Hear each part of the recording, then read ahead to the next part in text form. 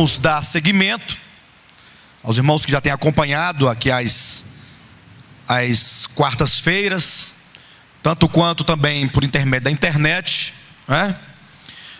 Nós vimos aqui, queridos, que na visão de João, no capítulo 4 em diante, João vê na mão do Pai aquele livro selado com 7 selos.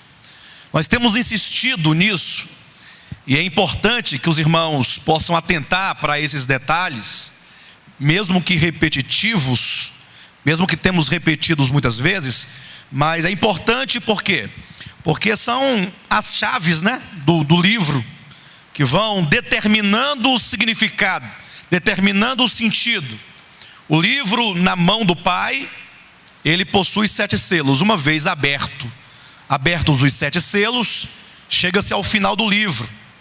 E nós então já tratamos do primeiro selo, do segundo, do terceiro, do quarto, do quinto. Chegamos ao 6º selo. O que nós vimos no 6º selo? Que tão logo os mártires no 5º selo clamaram pedindo a Deus por vingança, para que o Senhor vingasse o sangue de todos os mártires que foram mortos em razão de eles amarem a palavra de Deus, guardarem a palavra e do testemunho de Jesus. Então o Senhor pediu que eles aguardassem mais um pouco, até que o número dos que foram mortos, o número daqueles que seriam mortos se completasse, conforme os primeiros mártires o foram. E aí entra o 6º selo, que é o que nós estamos tratando, quando é dito que quando o Cordeiro abriu o 6º selo, sobreveio o grande terremoto, o sol se tornou negro como um saco de crina, a lua toda como sangue, as estrelas do céu caíram pela terra como uma figueira, quando abalada por vento forte deixa cair os seus figos verdes, e o céu recolheu-se como um pergaminho quando se enrola.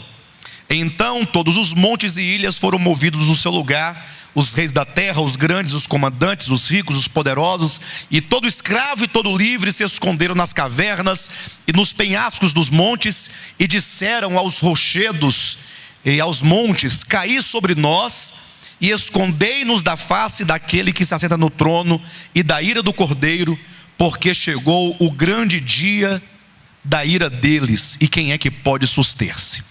Bem, observando aqui, queridos, nesse ponto, 6º selo, o que nós identificamos aqui? Que neste momento há de se acontecer o arrebatamento. Já demonstramos por que nós vimos aqui o arrebatamento exatamente nesse momento do 6º selo. Há uma promessa em Apocalipse 3:10, dizendo que os vencedores, veja que não é toda a igreja de Jesus Cristo, ainda que no final toda ela estará glorificada na eternidade com o Senhor. Entretanto, enquanto isso não acontece, somente os cristãos vencedores, aqueles que de fato vencerem, eles serão arrebatados antes da grande tribulação. Então, se é fato, conforme diz o versículo 17, que aqui vai começar a grande tribulação, então aqui deve acontecer inevitavelmente o arrebatamento dos cristãos vencedores. Também vimos lá no livro de Mateus, capítulo 24, demonstramos como que o Senhor adverte com respeito ao arrebatamento, dizendo que estarão 2 no campo, um será tomado, deixado o outro. Então nós vimos essa questão aqui em estudos anteriores. Demonstramos também no capítulo 7, esse capítulo parentético, que está entre o 6º e o 7º selo, a prova disso, porque dos versículos de 1 a 8, há o selamento do remanescente de Israel, que há de ficar sobre a terra e de sobreviver à grande tribulação, para chegar até o final, e então ser salvo lá no Armagedon, razão porque eles recebem o selo do Deus vivo sobre suas testas. E do versículo 9 ao 17, nós vimos aqui o que? Uma grande multidão em pé, diante do trono de Deus, povos de nações, línguas, de todos os tempos, de todos os lugares, ali vitoriosos, aclamando ao Deus da nossa salvação. Enfim, o que deve ser observado aqui? É que quando você olha para o capítulo 7 de Apocalipse, você encontra judeus sendo selados para permanecer sobre a terra, e do outro lado você vê nações povos, línguas, né? Pessoas de muitas nações agora arrebatadas e que se encontram diante do trono de Deus. Então nós paramos aqui, demonstrando que nesse momento acontece o quê? Acontece o arrebatamento. Digo novamente, não de toda a igreja, mas dos vencedores. E aí fomos para o capítulo 12, para demonstrar como que o capítulo 12, na verdade, é um desdobramento daquilo que acontece no sexto selo. É um revelar daquilo que acontece no sexto selo. Em outras palavras, o capítulo 12 do Apocalipse, tanto quanto o capítulo 14, se der tempo nós vamos falar um pouco sobre esse capítulo hoje, demonstram o momento em que esses cristãos vencedores são arrebatados. Entretanto, amados, nós sabemos que quando se trata do estudo do Apocalipse, a coisa fica um pouco complicada, porque nós vamos tratar aqui com muitos símbolos, com muitas figuras, e aí são muitas as interpretações que dão em torno dessas profecias, sobretudo de Apocalipse capítulo 12. E nós então mostramos na semana passada, e foi o finalzinho, quando nós demonstramos como que as duas visões tradicionais acerca do capítulo 12 do Apocalipse, em que se encontra aqui uma mulher muito grande, universal, no céu, com uma coroa de 12 estrelas sobre a cabeça, o sol cobrindo o seu corpo, a lua debaixo dos seus pés. Essa mulher que se achava grávida de um filho varão, que ao nascer logo foi arrebatado para Deus até o seu trono. E o dragão que estava diante da mulher, e que pelo menos até um certo momento, antes do nascimento do filho varão, esse dragão ele não se preocupava muito com a mulher. Ele não tinha preocupação com a mulher. A preocupação do dragão era com o filho. Isso por quê, queridos? Porque segundo o texto, o dragão aqui, que é Satanás, no versículo 9 diz: e foi expulso o grande dragão, a antiga serpente que se chama Satanás e Diabo, que é o sedutor de todo o mundo. Veja que ele sabe que tão logo o filho varão for arrebatado, ele sabe disso, pouco tempo lhe restará, que é o versículo 12, por isso festejai os céus, e vós os que neles habitais, ai da terra e do mar, pois o diabo desceu até vós, cheio de grande cólera, sabendo que pouco tempo lhe resta. Irmãos, vamos pensar um pouco essa questão aqui desse posicionamento do dragão diante desse filho varão. O que acontece? Bem, Satanás caiu, Lúcifer caiu lá no princípio, Lá no começo nós vimos a queda de Lúcifer, tornou-se Satanás, tornou-se diabo, tornou-se um inimigo, um adversário de Deus. E o Senhor então o deixou agindo e no seu posto até quando veio Cristo. Tendo vindo Cristo, o verbo que é Deus se fez carne, se fez homem. O dragão tentou devorar aquela criança quando nasceu, vocês sabem da história. José e Maria fugiram para o Egito, levando a criança. Essa criança então cresceu. Aos 30 anos Jesus foi batizado e começa o seu ministério. E ele encontrou muita divergência dentro do seu próprio povo, como que o diabo suscitava homens perversos, religiosos, para contradizê-lo, para tentar pegá-lo numa contradição. Por fim, no momento em que Jesus foi à cruz, esse é um ponto fundamental para entender esse texto de Apocalipse 12, Jesus declarou as seguintes palavras, está em João capítulo 12, ele disse: olha, chegou o momento de ser expulso o príncipe deste mundo. Então imagine só a visão, a percepção dos seus discípulos ali imediatamente, quando Cristo disse para eles isso: chegou o momento de ser expulso o príncipe deste mundo, que é Satanás. Então imagine você lá em Jerusalém, com Jesus Cristo, e com aquela esperança de que ele fosse o Messias. Eles acreditavam que Jesus era o Messias de fato, o Filho de Deus, o Cristo de Deus. Então eles tinham a expectativa de quê? De que logo Jesus haveria de quê? O Messias haveria de instaurar sobre a terra o reino de Deus. Até a mesma pregação de João Batista e a do próprio Cristo dizia: arrependei-vos porque está próximo o reino de Deus, ou que seja o reino dos céus. Então, quando Cristo falou que chegou o momento, salvo engano é João capítulo 12, versículo 31, ele diz: chegou o momento de ser expulso o príncipe deste mundo. Ora, se você estivesse lá, o que você pensaria? Se tivesse aquela esperança que ele de fato fosse o Messias, e aquela fé, e você então aguardava cada dia, estando com Jesus Cristo, pensava: bem, hoje ele deve se apropriar desse reino, tomá-lo das mãos do maligno e estabelecer a sua autoridade final, definitiva. Não teria essa expectativa? Até que um dia Jesus falou assim para os discípulos: olha, chegou o momento. Este é o momento de ser expulso o príncipe deste mundo. Então os discípulos logo pensaram: bem, então agora temos que nos armar, com espadas, e nos preparar, que somos um exército de 12, mas somos 12, com ele 13, aí vem mais umas 3 ou 4 mulheres, com a pedra na mão, com, sei lá, um pedaço de pau, e aí a gente vamos conquistar o mundo, estabelecer o reino de Deus prometido sobre a terra. Mas quando Cristo disse: chegou a hora de ser expulso o príncipe deste mundo, ele não dizia respeito a uma luta de tirar das mãos dele imediatamente. Ele falava do aspecto legal dessa recuperação desse reino. Qual que é o aspecto legal? O momento de tirar, de expulsar o príncipe deste mundo, era o momento em que Cristo pagaria o preço, a redenção, não somente pelo homem, mas a redenção de todo esse sistema que fora usurpado pelo maligno.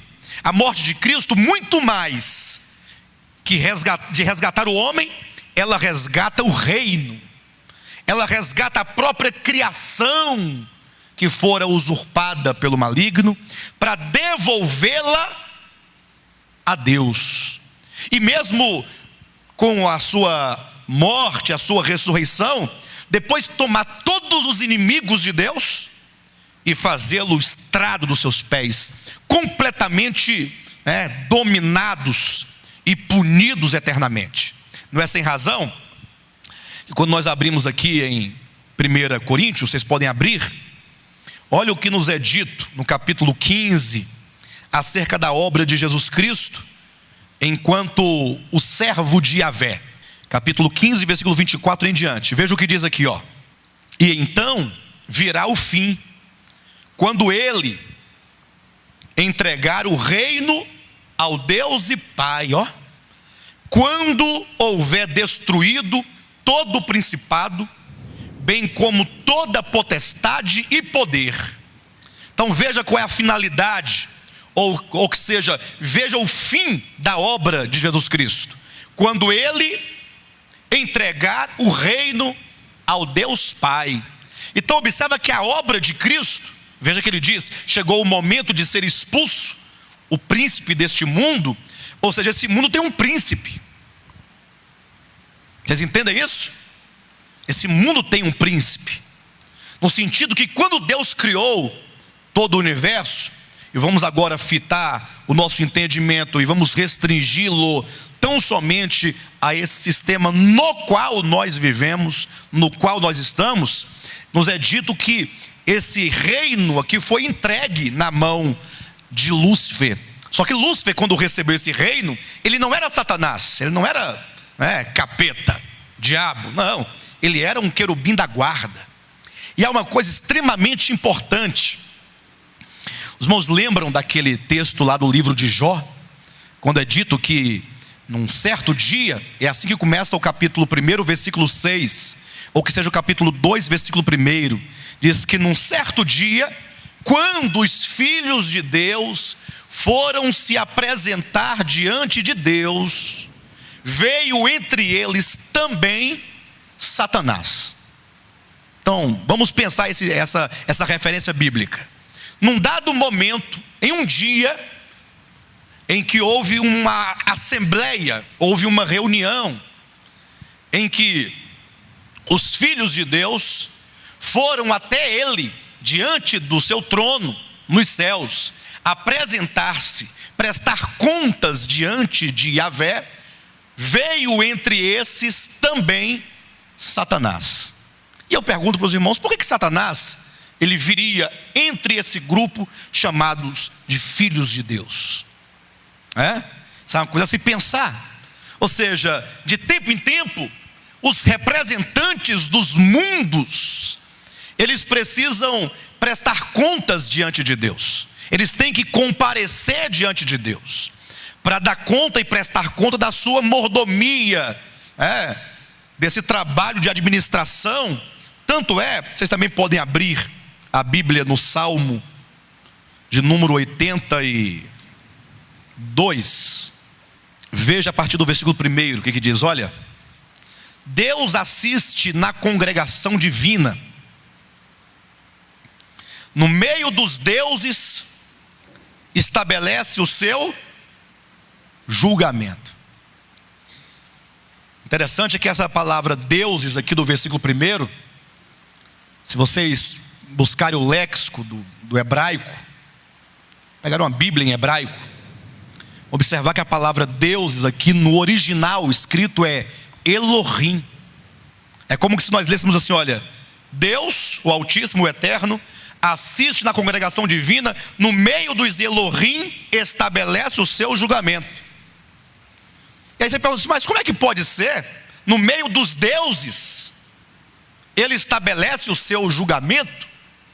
Como é que Deus estabelece o julgamento no meio dos deuses? Que deuses são esses? E por que usa-se aqui um título divino, Elohim, para se referir aos deuses? Olha como nós devemos ler a Bíblia com bastante atenção.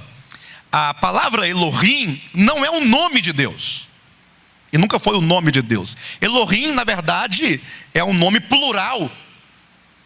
É um nome que se lê deuses, de fato. Se lê Deus numa forma plural. Inclusive é usado para se referir ao próprio Eterno em Gênesis capítulo 1. No princípio criou Elohim, os céus e a terra. Aí vai querendo uma confusão, né? Na nossa mente. Isso porque a palavra Elohim, traduzido aqui por deuses, quer dizer literalmente administradores, governadores, aqueles que estão na qualidade de governar. Então esse título ele é atribuído a Deus enquanto governador do universo. Ele é atribuído àqueles ou aos principados e potestades, seres criados por Deus, que também assumem função de governo em algum lugar. Tanto quanto em muitas vezes na Bíblia nós encontramos esse título sendo atribuído ao rei Davi, ao rei Saul, a qualquer autoridade terrena na terra, de fato, sendo essa pessoa estando ali exercendo uma função de governo. Então quando nós lemos Deus assiste na congregação divina, no meio dos deuses estabelece o seu julgamento, aqui nos fala o quê? De uma assembleia em que comparecem ali muitos governadores diante de Deus. E dentre esses governadores há um que nós conhecemos bem, que é aquele a quem foi entregue esta terra na qual nós vivemos.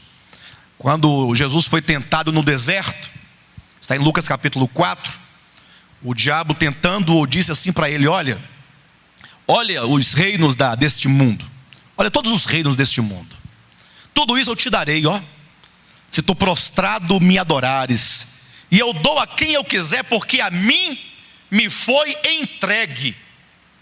A mim me foi entregue. Ezequiel capítulo 28, ali descrevendo tipologicamente a queda de Lúcifer, diz que no princípio ele era o querubim ungido e estabelecido, ele que fazia conexão da terra com os céus, ele que desempenhava essa função de sacerdote e de rei, ou rei e sacerdote, aquele que leva os homens, ou que sejam as criaturas de então, a Deus. Essa é a função sacerdotal, e trazer Deus aos homens é a função da realeza, de trazer a autoridade de Deus. Mas isso tudo, de acordo com a economia de Deus, era apenas um caminho para que no final a realeza, o sacerdócio fossem entregues ao seu verdadeiro dono, que é Jesus Cristo, que compartilhará com o seu povo, com os santos, com a sua igreja, esses ofícios de sacerdote e de rei.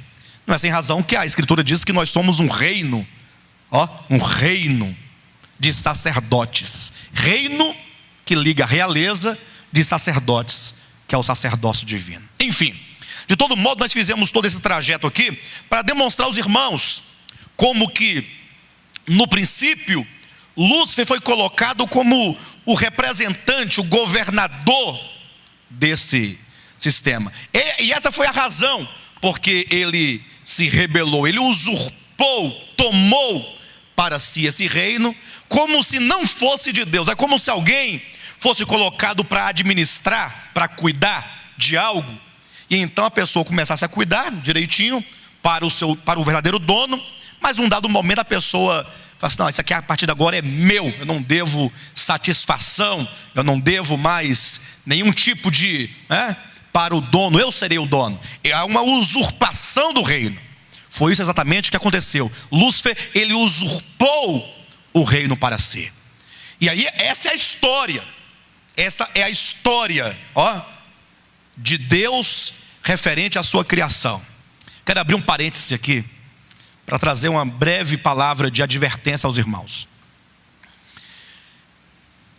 Para bem aqui nessa questão, essa visão aqui, tá? Vamos, não perca aqui não. Aguenta aí. Eu pensando semana passada, essa semana, eu comecei a ler as parábolas de Mateus 13. Nós já lemos tantas vezes, já ouvimos tantos irmãos pregarem sobre aquelas parábolas, né? Já lemos tantos livros acerca daquelas parábolas. Recebemos tanta ajuda de tantos irmãos do passado, distantes. Mas sempre quando você vai à fonte, que é a Escritura, você não deixa de se espantar. Não sei se vocês já tiveram essa experiência de tomar um texto da Escritura e ao ler e compreender no espírito aquelas palavras, você ficar ali impressionado com tamanha revelação.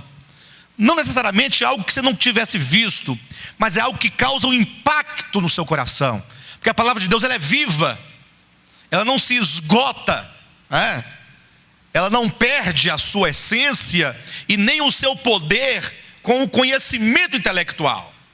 É como um alimento, por exemplo, que você ali come. Hoje você comeu arroz, feijão, uma saladinha, né? Uma carninha cozida, um chuchuzinho cozido, uma pimentinha. Aí você comeu ali.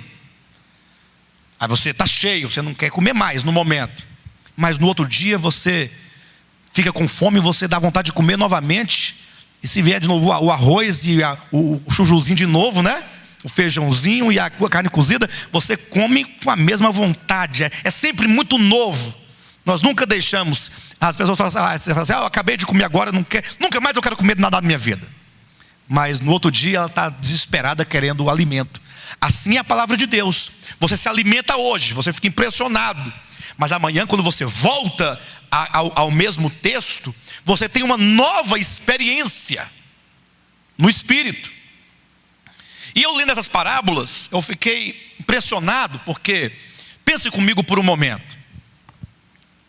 Jesus veio, ele fala com os judeus, Mateus capítulo 3 em diante, começa o ministério de Cristo. Ele começa a pregar, e ele sai pregando ali na Galileia, e ele prega na Judéia, aí ele vai para Cafarnaum e prega em Cafarnaum, e ele sai pregando, até que no capítulo 12, a nação de Israel o rejeita. Chega naquele ápice de rejeição, quando Jesus ali fala sobre o pecado contra o Espírito Santo. Diz que o pecado contra o Espírito Santo não tem perdão. Qualquer outro pecado tem perdão, mas o pecado contra o Espírito Santo não tem perdão, nem neste mundo e nem no mundo vindouro, na era vindoura. Aí entra no capítulo 13, aí Jesus começa a falar por parábolas. Observa que a partir do 13, ele muda o discurso.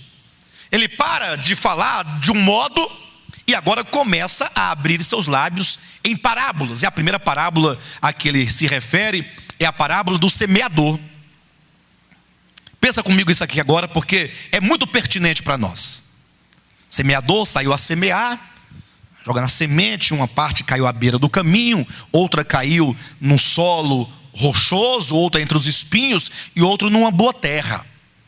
E aí os discípulos perguntam para Jesus o seguinte: vem cá, por que o Senhor fala às multidões por parábolas?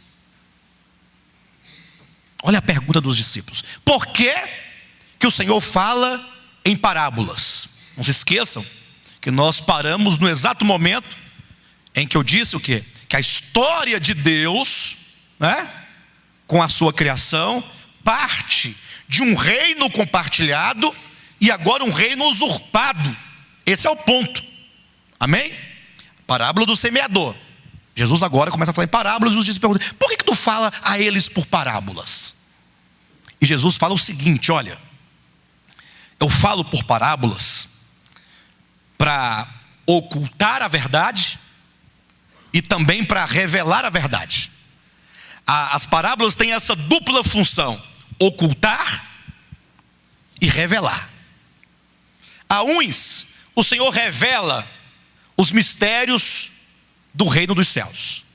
A outros, o Senhor esconde esses mistérios.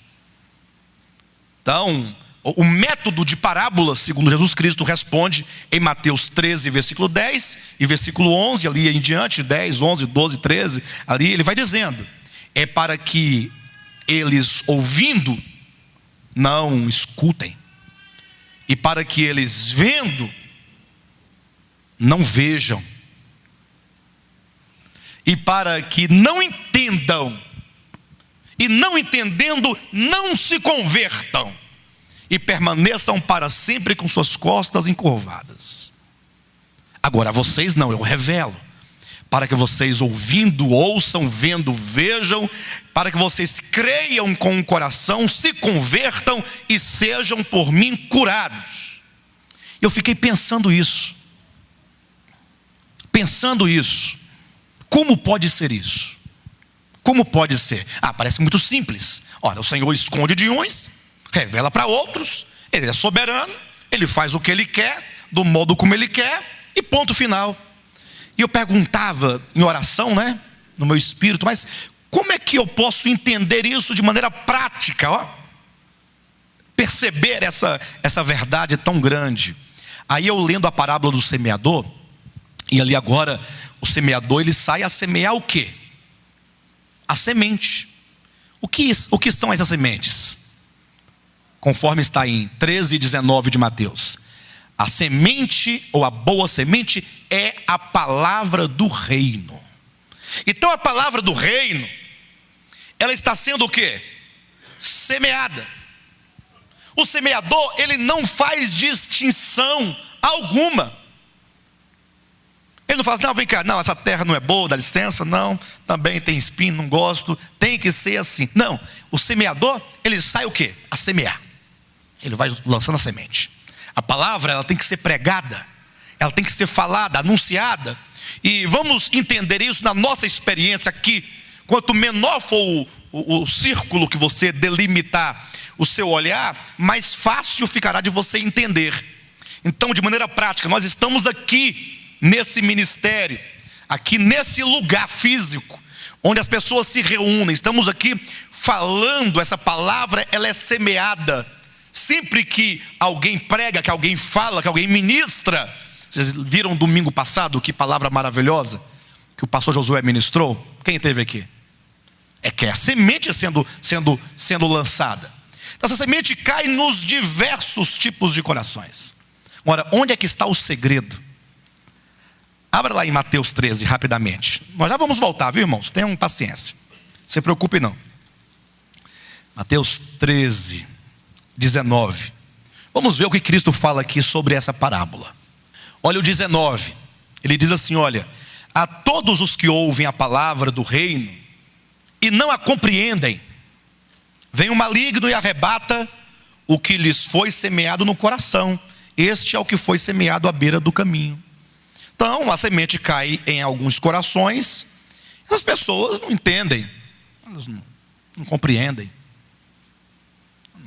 faz nenhum efeito, não há nelas nenhuma preocupação. Mas veja o versículo 14. Olha a explicação, por que eles não podem compreender? De sorte que neles se cumpre a profecia de Isaías: ouvireis com os ouvidos e de nenhum modo entendereis. Ó, eles vão entender? Esse que caiu à beira do caminho, eles entenderam? Continuando: vereis com os olhos e de nenhum modo percebereis. Por quê? Por quê? Como é que pode eles ver com os olhos e não ver? Como é que eles podem ouvir e não ouvir? Por quê, querido? Será? Quem sabe responder? É o versículo 15, né? Porque o coração deste povo está endurecido, de mau grado ouviram com os ouvidos e fecharam os olhos, para não suceder que vejam com os olhos, ouçam com os ouvidos, entendam com o coração, se convertam e sejam por mim curados. Esses aqui são aqueles cujo coração é como uma estrada. O solo está batido de tanto trafegar carro, boi, pessoas. O solo bateu, virou aquela pedra de terra. A semente cai e fica na superfície, e os pássaros se ajuntam ali e comem aquilo ali. Observe, quando Cristo fala essas parábolas, aqui ele vai falar 7 parábolas, ele vai fechar as 7 parábolas com uma oitava. Com uma oitava. Eu misturo muito, né? Vocês estão entendendo? Vai raciocinando aí. Ele fala 7 parábolas, e ele fecha essas 7 parábolas com uma oitava. Qual é a oitava? Ele fala: todo escriba, ou melhor ler aqui, né? Que não tem o erro de... Ele fala assim no versículo 51: entendestes todas estas coisas? Ou seja, essas 7 parábolas ditas então, responderam-lhe sim. Então lhes disse: por isso, todo escriba versado no reino dos céus é semelhante a um pai de família que tira do seu depósito coisas novas e coisas velhas. Ó, esse escriba versado, ele tira do depósito coisas novas e coisas velhas. O que seriam coisas novas e velhas? Aí vem alguém: não, é que ele lê bem e entende o Antigo Testamento e o Novo. Mas será que é isso? Não. Coisas velhas. O que são as coisas velhas? Não, ele tem no seu depósito. Ele é um escriba versado. Ele tem um depósito, ele tem uma reserva de alimento para alimentar as pessoas. E ele tira coisas velhas do depósito e coisas novas. Ele é um escriba versado. Aqueles que compreendem essas parábolas, eles são versados no reino dos céus. Que coisas velhas seriam essas? Essas coisas velhas, a gente às vezes tende a espiritualizar muito, né? A lei seria velha, porque a velha aliança, nova aliança. A gente costuma ter esse jogo teológico, né? Esse jogo, enfim. Mas na verdade, ele diz o seguinte: olha, quando você lê essas parábolas, o primeiro conhecimento imediato que vem à sua cabeça são das coisas velhas.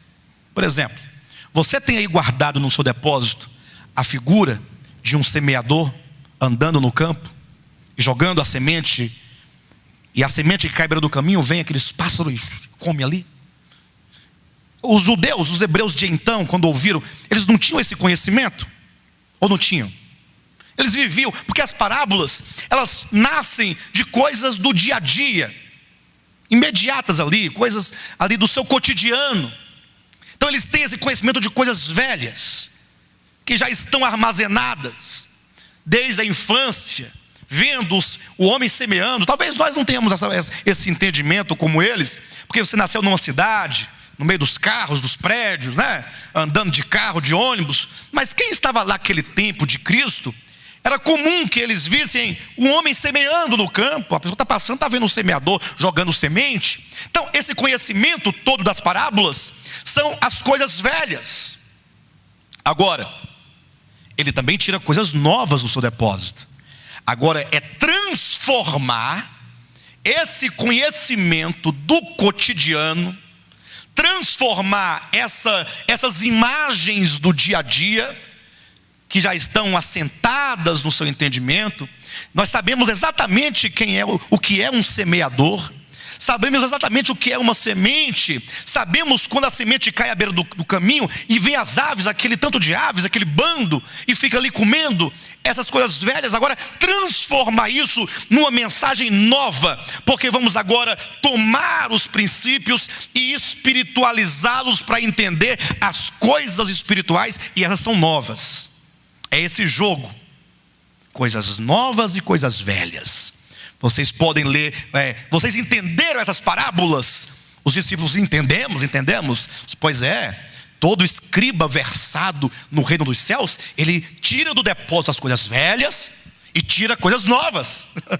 Ele tem essa compreensão dessas imagens. São linguagens, né? São conhecimentos. Eu conheço a figura de um semeador. Agora, e as coisas novas, o que querem dizer? Esse semeador agora não é mais aquele semeador do campo, é o Filho do Homem. Ele vem, e agora ele vai falar o quê? A palavra do reino é a semente. O que se espera de uma semente? O que se espera de uma semente?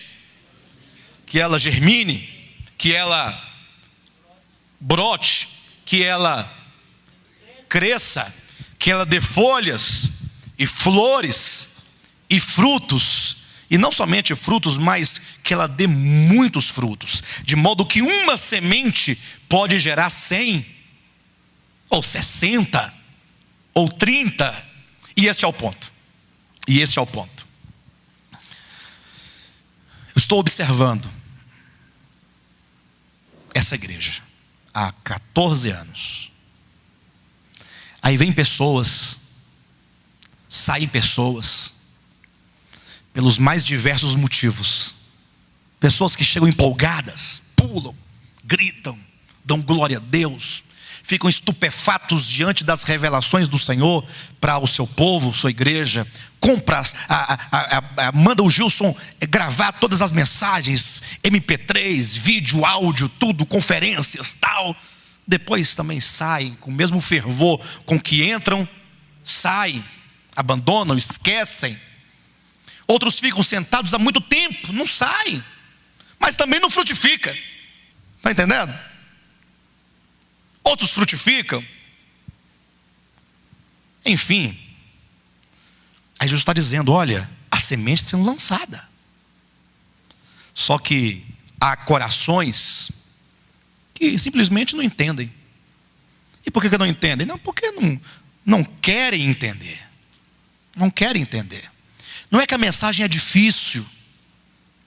Até que quando alguém reclama que a mensagem é difícil, como é que ela pode ser difícil? Te falta ficar doido para a pessoa entender, falando 30 vezes a mesma coisa, repetindo, remoendo, igual você vai no açougue e fala assim, me dá 1 quilo de carne moída. Ele vai e moe aquela carne. Aí fala, passa de novo, para ficar mais moidinho. De novo, aí outra vez, aí moe o moído. Se você pedir a terceira vez, vai moer o moído.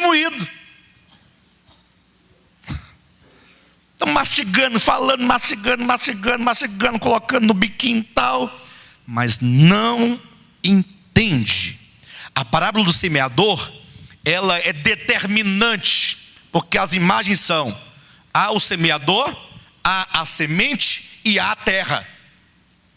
Semeador mais semente mais terra é igual a resultado. Fruto, pouco fruto, muito fruto, nenhum fruto. Aí vem a interrogação depois do igual. Semeador, semente mais terra é igual. Aí eu não sei o resultado.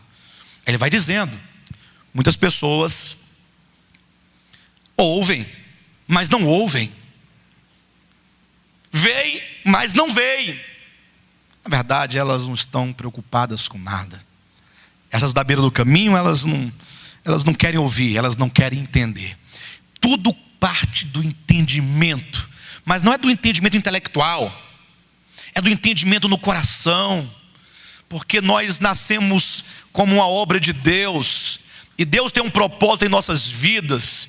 Enquanto o seu coração não entender, não perceber, não tocar na realidade da verdade de Deus, você não vai frutificar. Talvez você queira compreender todas as doutrinas, ou já tenha até compreendido as doutrinas, mas não frutifica, porque você não está querendo entender com o coração, com o fim de ser curado. Você entende isso?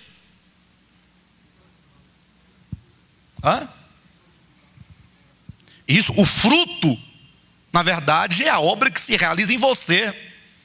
O grande problema das igrejas evangélicas dos dias de hoje, qual que é? É o ativismo. Não confunda atividade com ativismo, são coisas distintas. A atividade, ela deve acontecer, porque se não tiver atividade, você está parado, você está morto. Então, é um movimento constante da vida cristã. Agora, o ativismo que é o grande problema. As pessoas querem estar num ambiente social e desenvolver habilidades, status, alcançar patamares, presidências, diretorias, estar mais próximo da baba do bispo. Eu falo da baba, que eu quero dizer, da baba do copo. O pastor está pregando, está bebendo aquela água e vai babando dentro. Aí quer estar mais perto para tomar a baba. Vai ficar ungido, abençoado. Uma coisa carnal, uma coisa caída, uma coisa diabólica. E ninguém está entendendo o seguinte, que o Filho do Homem é um semeador. Você tem que tirar coisas velhas e novas desse depósito aí, ó. E a palavra do reino, ela é viva e ela quer produzir fruto em você. Até o incrédulo, e a gente fala incrédulo de um ponto de vista totalmente também religioso, né? Porque pelo fato dessa pessoa não professar publicamente uma fé, entre aspas, evangélica, chamamos assim, costuma se chamar de incrédulo, né? Mas só quem sabe é Deus no coração de cada pessoa. Por isso eu quero retirar essa expressão incrédulo, ainda que eu penso que seja, não quero que falar que seja. Deus é que sabe de tudo. Até essa pessoa, na sua composição, disse: olha, um certo dia um homem esteve aqui.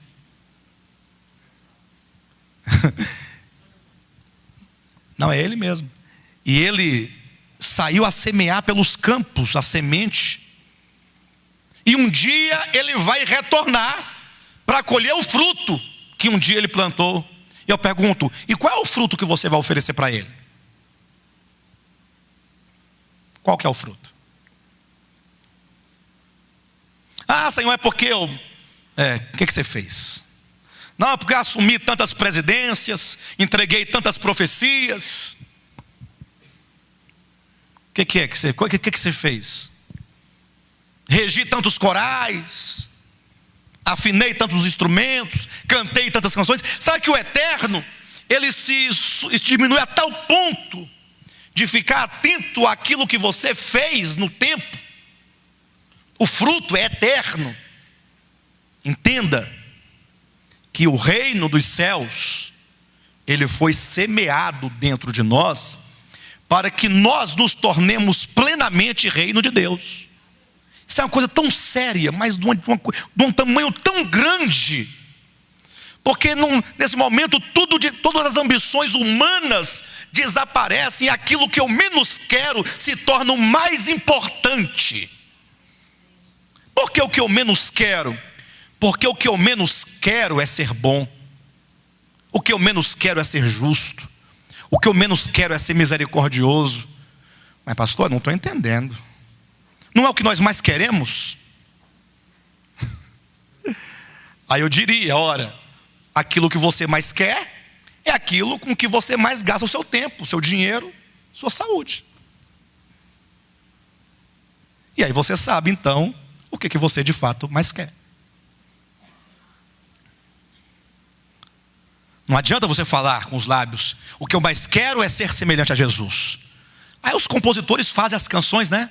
Quero ser semelhante a ti, dançar contigo. Vem dançar comigo, Jesus. Aquela coisa, aí dança na frente, com aqueles véus, coreografia, luzes, tudo. Mas a questão é, tá bom, beleza, ok. E agora? Você vai gastar o seu tempo com o quê? Você vai gastar o seu dinheiro com o quê? Você vai gastar os seus talentos com o quê? Você vai gastar o templo que é o corpo, seu corpo, com o quê? Todas as suas energias, forças, dons, habilidades, tudo que você tem de natural, de adquirido, que Deus confiou a você, você vai empregar em quê? Aquilo em que você emprega seus maiores esforços e capacidade e bens, é aquilo que você mais quer. E não fica triste comigo não, porque sou eu e você. Nós estamos na mesma situação. Há uma luta, diz o apóstolo Paulo, dentro de nós. É uma luta. Há uma luta, entenda isso, que há uma luta. E que o Espírito vai vencer. Mas você precisa então compreender. Você tem que compreender com o coração. Se não compreender com o coração, nada feito. Nada feito. Aí vem o solo rochoso. Olha, versículo 20. O que foi semeado em solo rochoso, esse é o que ouve a palavra. Olha, ele ouviu? E a recebe logo com alegria. Aí pronto, é aquele irmão entusiasta. Alegria, tal, palavra abençoada. Eu me lembro que quando eu reunia num outro local, com outros irmãos, tinha o compartilhar, né? Tinha conferência. Aí ao cabo da mensagem, ou mesmo da reunião normal da igreja, os irmãos levantavam para compartilhar. Era a expressão que eles usavam. Ou seja, eles iam agora falar a palavra falada. A palavra foi pregada, foi profetizada, e agora todos iriam profetizar. Aí os irmãos levantavam, entusiasmados. Tal, aleluia. Pensa numa coisa, né? Aí depois sai dali, você olha a família, não dos irmãos de lá, não, minha, sua, deles, de todo mundo. Não é deles especificamente, não. Eu falo dos seres humanos, dos crentes em geral. Eu poderia citar outro exemplo. Você vai num culto pentecostal, o povo dá cada pulo. As irmãs caem com as pernas para cima, a saia vai. As obreiras têm que trazer um lençol. Já viram os lençol? Não tem que ter um lençol? Casado, moça de todo jeito, os jovens rapazes saem correndo, derruba. Eu já vi gente quebrar cadeira, com as cadeiras de plástico. Um irmão largo, grande, caiu com as costas. Eu falei, meu Deus do céu, não machucou, não é possível, não machucou. Eu fiquei com dó dele, com pena. Ele quebrou a cadeira com as costas. No monte do pessoal, viu? Mas e aí? Onde é que está o resultado? Aí você olha, cada um olha para dentro de si e fala, Senhor, tem de misericórdia, porque a despeito dos pulos, dos saltos, da alegria, do entusiasmo, da emoção de qualquer coisa, a vida, o coração não muda. Não muda o coração. Vocês estão entendendo? Agora, isso não é tão trágico assim, né? Nós sabemos que aquele que começou a boa obra vai terminar. Mas, se você entender, e para que isso fique claro, todo mundo aqui não escapa um aqui dentro. Não escapa um. Aí das coisas mais, aparentemente mais simples, porém não menos perversas. Você não gosta do irmão fulano, você olha para ele, aquela pessoa, você aborrece, você seleciona as pessoas, você maltrata as pessoas, fala mal das pessoas, pelas costas, inventa mentira, maquina, confusão, fofoca, contenda na família. A esposa não gosta da mãe do rapaz, o marido não gosta da mãe da esposa, do cunhado, do fulano. E aquela confusão, parece uma caixa de abelha. Vocês estão entendendo? Coração ruim. Não gosta de dar, não consegue entregar, não consegue se despir das coisas materiais. É tudo muito preso. Coração. O Senhor quer criar uma nova humanidade, queridos. A história começa com um reino usurpado, e a história vai se desdobrar e se seguir com o Filho do Eterno, agora buscando restaurar e recuperar esse reino, e construir agora um reino, em si mesmo, com a sua própria vida, com pessoas que, estando outrora mortos em delitos e pecados, agora totalmente restauradas. Essa visão é muito grande. Quando eu disse que nós tínhamos parado exatamente aqui, a história de Deus é uma história do reino. O Filho de Deus vai entrar na história, ele vai recuperar esse reino, e a maneira de recuperar é: se o grão de trigo caindo na terra não morrer, ele fica só, mas se morrer, produz muito fruto, e portanto o caminho é de morte. E morte não é morte física, não queira se suicidar, que não vai dar certo. Você vai perder o reino, vai perder o alvo. A morte é quando você entende que só se pode ganhar se você primeiramente perder.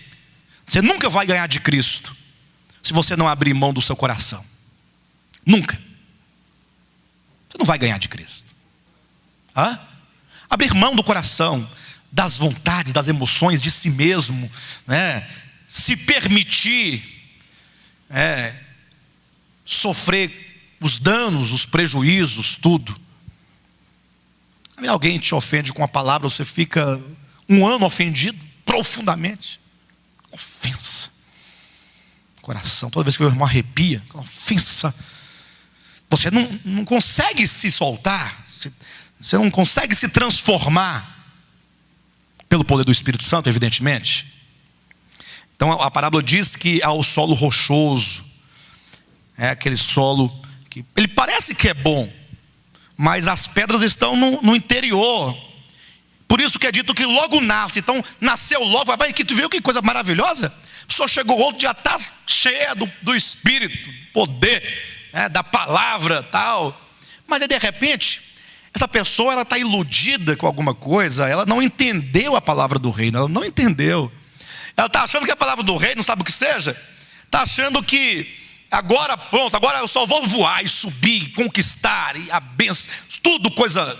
Ela não sabe que a palavra do reino traz consigo perseguições, tribulações, angústias. Ela não sabe disso. De modo que ela fica alegre hoje, amanhã quando vem o sol, morre, abandona, se escandaliza, fala: eu? Entende isso? Tem um outro lá que tem espinhos no coração. Aí Jesus fala: os espinhos é a fascinação das riquezas, os cuidados do mundo. Ou seja, a pessoa está preocupada com o quê? Está preocupada com ganhar, é dinheiro, tem que lutar. A sua preocupação é só essa, está fitado, vidrado ali, não tem como. O 23 diz: mais o que foi semeado em boa terra, e esse é o nosso objetivo, não é? É o que ouve a palavra e a compreende. Pronto, só isso. Olha a simplicidade. Compreender com o coração. Entenda. Você foi criado por Deus para um propósito. Você foi chamado para um propósito. Você foi redimido para um propósito. Você foi colocado aqui para um propósito. E um propósito que não se esgota em você mesmo. Que ele passa por você, mas ele é maior do que você. Você está integrado num propósito eterno de Deus. E ele quer te usar como um canal de bênção. O maior beneficiado em tudo isso não são os outros pelos quais você faz algo, mas é você mesmo que o Senhor fará em você. O maior beneficiado. A obra de Deus, ela acontece no silêncio da sua alma, não é no tumulto de uma reunião. A obra de Deus se realiza no recôndito, lá onde você às vezes nem sabe que existe. A palavra de Deus, como uma espada afiada, ou mais que qualquer espada afiada, vai penetrando, vai discernindo, vai perscrutando, vai separando ali entre juntas e medulas os pensamentos, os propósitos do coração, da alma, lá no íntimo, no âmago. E ele vai então iluminando, e ele vai curando, e ele vai restaurando, e ele vai sarando, E aí você vai expressando a Deus. É por isso que nenhuma preocupação humana com doutrinas humanas não serve para nada. Você pode criar os seus 10 mandamentos se você quiser. Deus fez lá o de Moisés, tá? E você pode criar os seus, até melhores do que aqueles lá. Você pode criar 100 mandamentos, 200, 1000 mandamentos.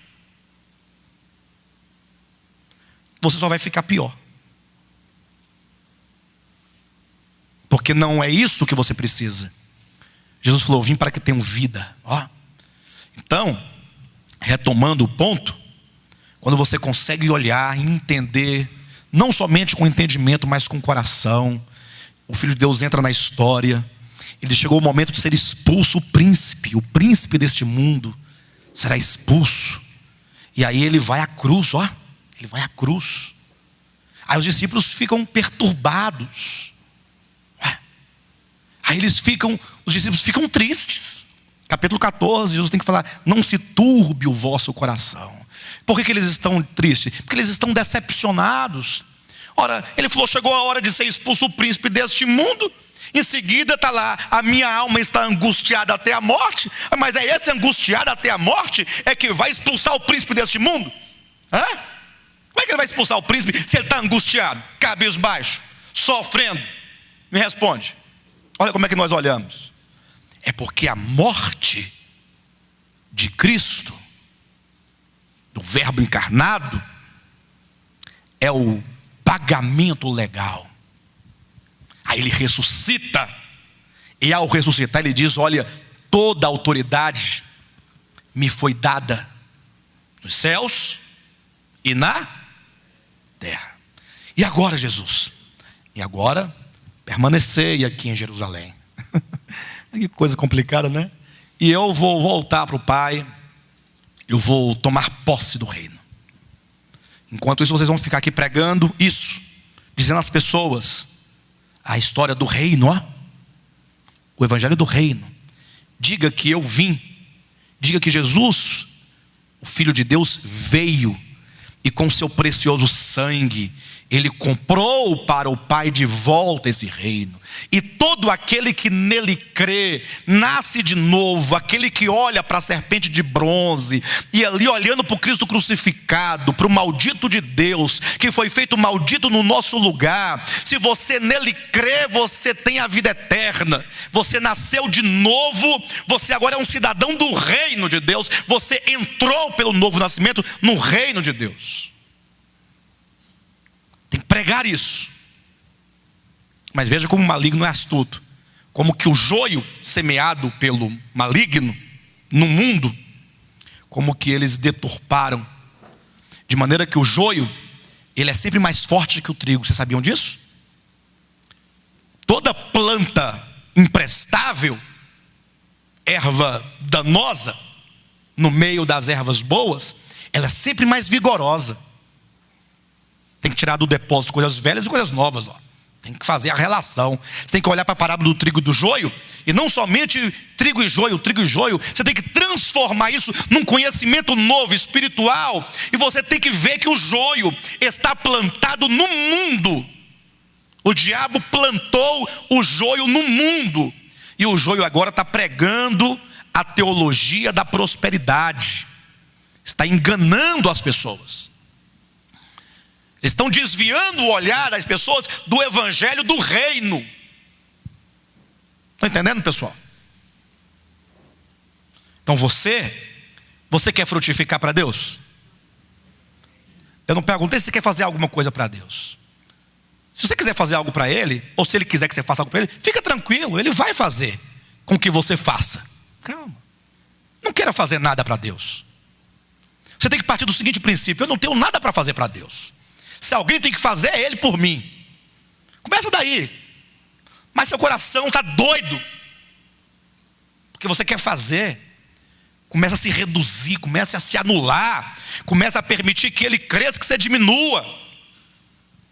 Aí se Ele vai te usar como apóstolo, como pastor, como bispo, como pregador, eu sei lá, Ele vai fazer. Fique tranquilo. Fica tranquilo. Ele vai te buscar lá em Antioquia. Ele vai mandar Barnabé na sua casa em Antioquia, como aconteceu com Saulo, né? Saulo, quando se converteu, ele ficou doido para fazer. Foi para Jerusalém, pregou. Quanto mais ele pregava, mas ele perturbava a ordem. Aí os irmãos falaram: não, sai daqui, vai embora. A igreja, Pedro, João, Tiago, os apóstolos pegaram o Paulo e falaram assim: ó, cai fora daqui. Compraram uma passagem para ele, levaram-no até o navio, ingressou ele no navio, vai embora. Aquilo ofendeu Paulo de uma forma tão grande que ele foi para casa, se enclausurou, né? Se enclausurou, ficou preso. Deixa para lá. Aí foi viver a sua vida de solidão, lendo a escritura do Antigo Testamento, recebendo revelações, sendo arrebatado, experiência profunda com Deus, mas não tinha vazão, porque a igreja, a própria igreja, não o recebeu. Os irmãos não receberam. Aí um dia está lá na casa dele lá e... é possível essa hora? Sabe? Quem é? Barnabé. Aí Paulo, o que te traz aqui? Não, Paulo, é o seguinte, você foi lá em Jerusalém, lembra? Lembra que foi eu mesmo quem te introduzi no meio dos irmãos lá? É eu que te levei lá, te apresentei para os irmãos, mas os irmãos te rejeitaram. Não deu certo, mas agora eles me mandaram para Antioquia. Eu estou indo para Antioquia, você não quer ir comigo? Bora comigo para Antioquia. Aí ele foi para Antioquia. Aí quando ele foi para Antioquia, pronto, aí chegou lá, sentou, quietinho. Eu fico imaginando uma bomba atômica, né? Uma bomba atômica de experiência com Deus, de visão, de compreensão, de revelação, ali no meio. Só que tinha os presbíteros lá. Os presbíteros são os bispos da igreja. Ele é o irmão Paulo que acabou de chegar. Ficou ali quietinho, os irmãos falavam, ele tal. Aí ficou lá orando e jejuando com os irmãos, ó. Aí num dado momento, disse o Espírito Santo. Ele fala: separai-me agora. Assim agora então não era antes. Barnabé e Saulo, agora você vai, para a obra que eu os tenho enviado. Aí começa as viagens de Paulo, primeira, segunda, terceira, até ele morrer. Aí ele ganhou o mundo para Jesus. Mas tem um momento. Frutificar para Deus é compreender no coração a verdade concernente a Cristo. Ele é a palavra de Deus, Ele é o reino de Deus, e que Ele quer te transformar nele próprio. Ele quer te fazer Ele próprio, Ele quer te ganhar. Vocês estão entendendo, pessoal? Então é possível que muitos cristãos estejam aqui tropeçando ainda nessa parábola do semeador, porque não frutifica. Não adianta você falar assim: eu sou a boa terra, mas e cadê o fruto? Cadê o fruto? Não, pastor, eu preguei aí em 92, eu preguei não sei aonde, aí ganhei 1000 almas para Jesus. Não, não é disso que eu estou falando. Esse fruto não é esse fruto. Tem uma pessoa aí que começou com uns caixotes na garagem da casa. O povo estava em caixote. Hoje é uma das maiores denominações no mundo, mas que não faz a vontade de Deus, porque prega o dinheiro, não prega Jesus Cristo. Aí ele poderia falar: olha os frutos, quantidade de pessoas, mas não é isso que Deus quer. Deus não quer número. Na verdade, Ele não está preocupado com números, sabe por quê? Porque quantos foram dados a Ele, irão a Ele. Isso não há de se preocupar. Quantos foram dados pelo Pai a Jesus Cristo, irão a Ele inevitavelmente, e de modo nenhum será lançado fora. Agora, o fruto é o fruto eterno, aquilo que Ele gera com a sua própria vida. Então Cristo veio, entrou no mundo. Quando Ele ressuscitou, pois bem, os discípulos passaram pelo susto da morte de Cristo. Quando Ele morreu, ficaram desesperados, né? Ficaram decepcionados. Mas agora a notícia: pessoal, Ele ressuscitou. Opa, agora vai. Não, agora, graças a Deus, rapaz. Que susto, hein? Porque se Ele tivesse morrido, o que seria de nós? Não, tudo, puxa, agora que Ele está vivo, então agora Ele vai o quê? Agora Ele vai plantar o reino. Ele vai agora tirar das mãos do maligno plenamente. Nós vamos governar agora. Fala, não, vocês agora vão pregar, vão morrer por causa da palavra, do testemunho, vão ser desprezados. E aí eu deixo com vocês a promessa de que eu voltarei outra vez. Eu voltarei outra vez. Entenderam? E aí agora, essa obra que começou aqui na parábola do semeador, está sendo formada, feita, sabe aonde? No ventre de uma grande mulher. Aquela mulher do Apocalipse 12, ela está grávida. Uma semente foi semeada. E agora isso tem que desenvolver, tem que crescer, tem que receber muito suprimento pelo cordão umbilical. Não tem? Tem que estar ali envolvida na placenta. E vai crescendo. E a Bíblia diz que é um filho. É um jovem. É macho. Nenhuma referência à mulher e ao homem. Não é isso, não é esse que é o objetivo aqui. Mas é a força. É a força. Há uma criança sendo gerada no ventre. E agora, o dragão, ele está de frente para essa mulher. E ele não está preocupado com essa mulher, pelo menos por enquanto. Sabe por quê? Porque ele sabe de uma coisa. Ele sabe de uma coisa. De uma coisa, ele sabe. Que no dia que esse menino nascer, no dia que essa mulher der à luz a esse filho varão, está aqui no capítulo 12, versículo 5 de Apocalipse. No dia que esse filho varão nascer, porque esse filho varão, ele tem uma característica. Vamos lá para vocês verem. Apocalipse 12. Olha o porquê que Satanás está preocupado e ele não quer que esse menino nasça. 12:5. Nasceu-lhe, pois, um filho varão, vírgula. Aí vem aí uma oração subordinada adjetiva explicativa. Uma oração que explica algo acerca do filho varão. O que diz em seguida? Nasceu-lhe, pois, um filho varão, vírgula. Ponto. Diga comigo. O filho varão há de reger todas as nações com cetro de ferro. Este é o ponto. Por que o diabo, o dragão, está preocupado com esse filho? Porque esse filho vai reinar onde hoje ele está. Essa é a relação. Ele sabe que nascendo esse filho vai se assentar nos lugares onde hoje estão ocupados por principados, por potestades, por dominadores nas regiões celestiais. Ele sabe que no dia que esse filho nascer, eles serão todos expulsos de lá para a terra. Eles sabem que tão logo nascer esse filho varão, pouco tempo lhe resta. Ele sabe. Ele sabe disso. Então, toda a preocupação dele está nesse filho.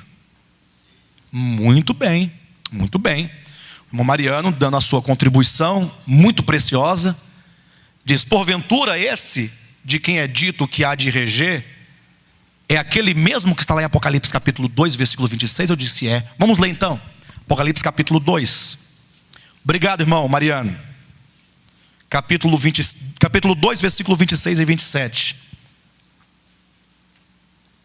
Ao vencedor que guardar até ao fim as minhas obras, eu lhe darei autoridade sobre as nações, e com cetro de ferro as regerá e as reduzirá a pedaços como se fossem objetos de barro.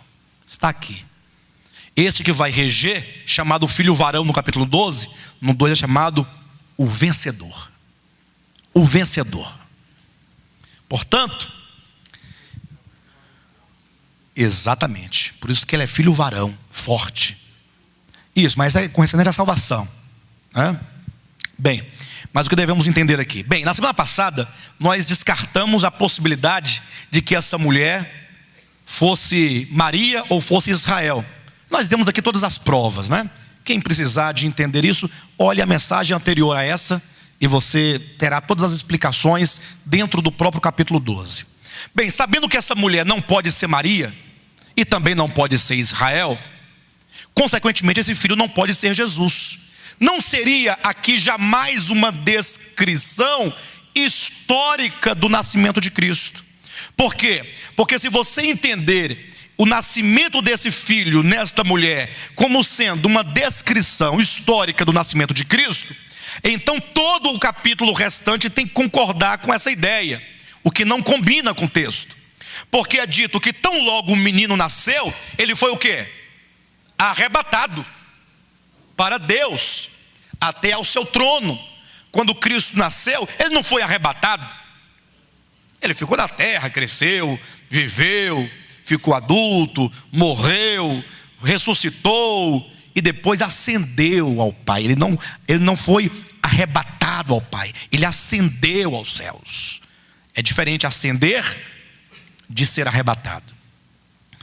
Então logo nasceu esse menino, ele foi arrebatado. E ao ser arrebatado, o que aconteceu nos céus? Versículo 7, houve uma peleja. Ou seja, o dragão simplesmente falou, não, esse menino não vai subir, ele não vai. E aí houve uma batalha ali nos céus. E essa batalha então, nessa batalha o dragão e os seus anjos, eles perderam a batalha e desceram portanto para a terra. Tão logo nasce o menino, o dragão é expulso para a terra, cheio de grande cólera, sabendo que pouco tempo lhe resta. Portanto, não se aplica nunca, jamais. Pastor, então, o que são esses símbolos aqui? Muito simples. Em toda a Bíblia, em toda ela, toda a Escritura vai utilizar o símbolo da mulher, ou vai usar a mulher como um símbolo do povo de Deus. Se você lê o Antigo Testamento ou o Novo, sempre que a Escritura se refere ao povo de Deus, compara a uma mulher. Veja o livro de Oséias, para retratar o amor de Deus o Pai pelo povo de Israel. Temos ali Oséias representando a Deus e Gomer, uma mulher, representando o povo de Israel.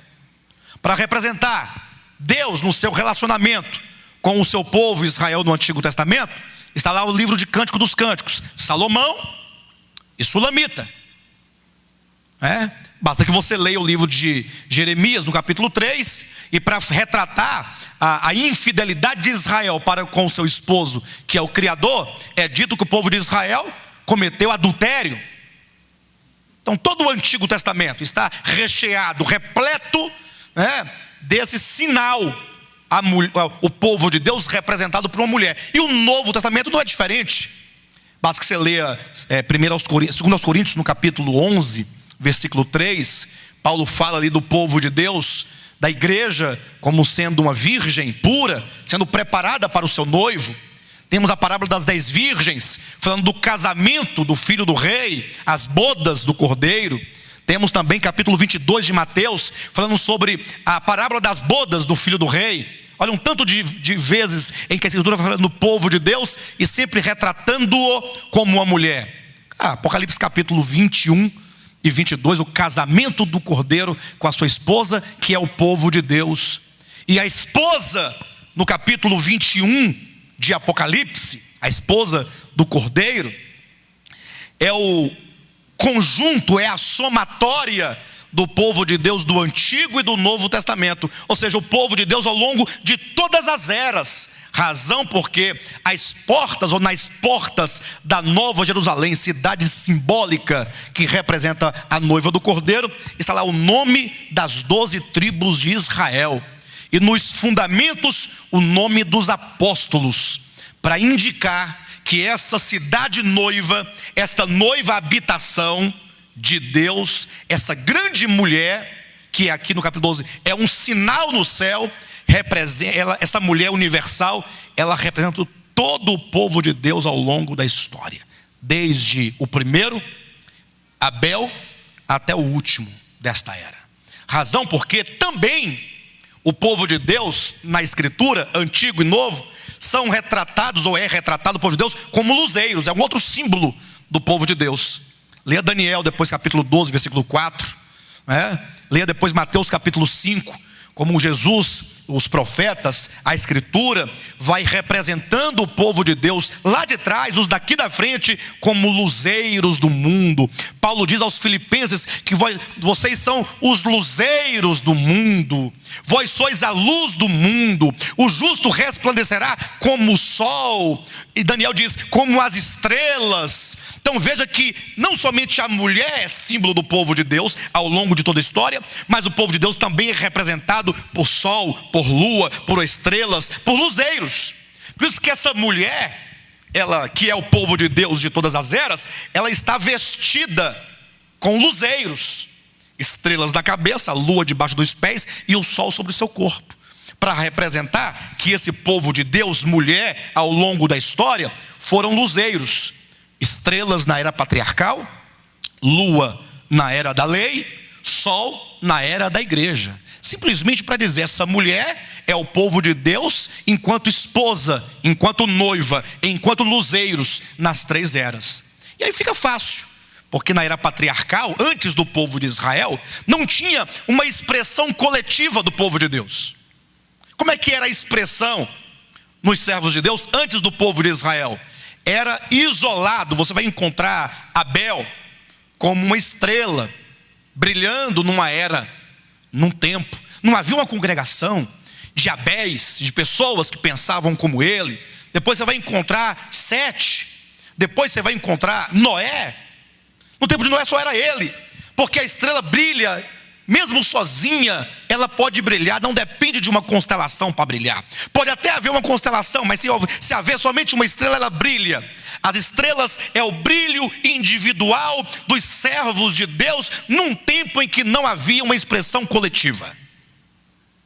Depois de Noé, veio Abraão, sozinho, saiu do meio de tanta treva, peregrino, uma estrela errante, mas brilhava. Isaac, Jacó, Moisés. Aí quando vem o povo de Israel, aí vem agora a nação de Israel, portanto uma expressão coletiva. Mas a maior característica do povo de Israel qual que é? É que sendo eles os portadores da lei, eles tinham a luz que eles brilhavam e ministravam, que era a luz da revelação, do primeiro pacto, da lei. Não era uma luz própria, porque a lei não tem substância. A lei era apenas sombra, apenas reflexo. Assim como a lua também não tem luz própria. Olha como Deus é sábio. Tem que tirar do depósito coisas velhas e coisas novas. O conhecimento velho, você aprendeu lá na 7ª série ou na 6ª série, eu não me lembro bem em qual série foi que nós aprendemos, que a lua, ela tem um brilho, ela até que ilumina, que brilha, mas é o reflexo do sol, e bate nela, e ela absorve isso, e ministra, vai tomando do sol, como a lei tomava de Cristo para brilhar, para ensinar, para representar, mas não tinha em si mesma luz própria. A era da lei. E a era do sol não tem nenhum mistério, porque Cristo é o sol da justiça. Em toda a escritura neotestamentária, ele é apresentado como o sol, que inclusive veste o corpo da mulher, muito provavelmente como indicativo do corpo de Cristo, porque essa é a era do mistério do corpo de Cristo. Enfim, então essa mulher, desde sempre, o povo de Deus desde sempre, essa grande mulher universal desde sempre, está gemendo em todos os momentos, sofrendo para dar à luz a um filho varão. E aí há um desdobramento do povo de Deus. Uma parte é gerada no interior dessa mulher, é varão, é forte, é varonil. Mas a mulher, na sua maior parte, é frágil. Como diz o apóstolo Pedro, né? A parte mais frágil é a mulher. Símbolo, desculpem minhas irmãs, mas nada que desprestigie as irmãs, mas a própria Escritura declara que o homem não foi enganado pela serpente. Paulo diz a Timóteo, né, em 1 Timóteo capítulo 2, o homem não foi enganado. Ah, não foi não? Por que ele comeu? Ele comeu sabendo claramente o que estava fazendo. Ele usou a razão dele para cair. O homem não foi enganado, mas a mulher, sendo enganada, comeu do fruto. E aí, a partir de então, a mulher, ela passa a levar consigo essa marca, né, da debilidade e da facilidade de ser facilmente enganada. Por isso que até prevalece nos dias de hoje, as pessoas falam, vê uma mulher tão bonita com um homem tão feio, mas como é que pode? Falo, não, é porque ele fala bem no ouvido dela e ela vai... O ouvido, a parte sensível da mulher, uma delas, né, está aqui, ó. Por isso que tem marido que fica gritando o dia todo com a mulher, cada berro. À noite ele quer alguma coisa, a mulher não vai, como é que vai? A mulher está machucada, está triste. Agora, fala ao ouvido dela palavras bem baixinhas. À noite você vai ver o que vai acontecer com você. Já eu falo. Já disse, mas falarei de novo. É o povo de Deus. Então, atenção, o povo de Deus, historicamente falando, se você duvidar, só lê a escritura de Gênesis e Apocalipse. O povo de Deus, ao longo da história, na sua maioria, foi um povo sempre seduzido ao erro e ao engano, sempre. Lê a história. Sempre enganado, apostatado, desviado. Olha para o povo de Deus hoje. Eles estão na sua maior parte enganados, seduzidos, ou estão atentos e lutando contra o engano? Como estão? Ou como está? Mas Deus em todo tempo esteve gerando no ventre uma parte varonil forte, vencedora, que há de vencer a guerra para então, com Cristo, reinar sobre nações. E aí o neto perguntou, pastor, então se esse menino não é Cristo, e não pode ser, porque o capítulo 12 não retrata, não descreve o nascimento de Cristo. Apocalipse é um livro de coisas futuras, e não de coisas passadas. Então é só você ler o capítulo 12, versículo 5, e ler então Apocalipse capítulo 2, versículos 26 e 27 e 28, que diz que esse filho varão, que vai reger as nações com cetro de ferro, são aqueles chamados vencedores, no capítulo 2, versículo 26 de Apocalipse. Ou seja, você pode ser parte da mulher, você é parte da mulher, mas você pode ser então filho varão, ou ser apenas parte da mulher. Percebe isso? O capítulo 12 só será estudado, somente, a seu tempo. Nós estamos no capítulo 6. Então eu quero fazer o desfecho do que queremos dizer no capítulo 12, o seguinte: quando os cristãos vencedores, tanto aqueles que já morreram, como aqueles que hoje estão vivos, quando o Senhor tiver uma expressão corporativa de vencedores, você pode fazer parte dele, desse grupo, desse filho varão, não sei, depende do seu coração. Não exatamente do seu coração, mas da disposição sua diante da palavra, de falar, Senhor, eu quero compreender a palavra do reino no meu coração. Porque se você compreender, as amarras se soltam todas. Estamos hoje com os pés amarrados e as mãos amarradas e a mão mirrada e a dificuldade de caminhar, porque exatamente não entendemos no coração. Isso não frutifica. Mas quando esse filho varão, ou quando os vencedores, porque a mulher vai ficar e vai fugir para o deserto, ela será perseguida na grande tribulação, mas esse filho varão será arrebatado. O arrebatamento do filho varão é o arrebatamento de parte da igreja, daqueles vencedores, arrebatamento esse que acontecerá no 6º selo. Por isso que quando é dito que o filho varão foi arrebatado, houve peleja no céu, nos ares aí haverá uma peleja, Não pense você que os santos vencedores vão para o trono de Deus e eles vão sem uma batalha. Não, porque até mesmo quando Gabriel desceu para dar o recado lá a Daniel, no capítulo 10, é dito que o principado não queria deixá-lo descer. Aí teve que vir Miguel e houve uma batalha no céu para que Gabriel descesse. Houve outra batalha para ele retornar.